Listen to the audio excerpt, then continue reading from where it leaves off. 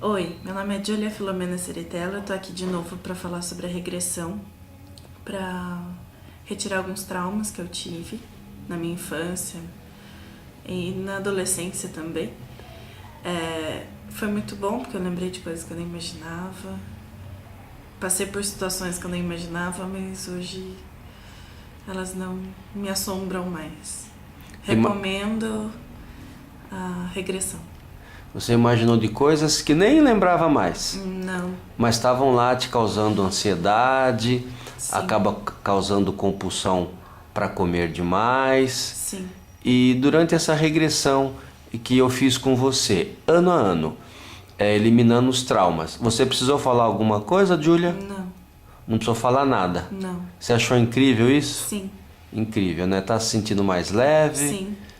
E os traumas estão todos agora eliminados? Sim. Ok. Recomenda esse tipo de terapia? Sim, eu recomendo. E já emagreceu alguns quilos? Quantos? 7 quilos. Emagreceu 7 quilos em 2 semanas, mais ou menos, né? Isso. Fazendo a terapia com o Marcos Francotti. Exatamente. Muito bom, obrigado. De nada.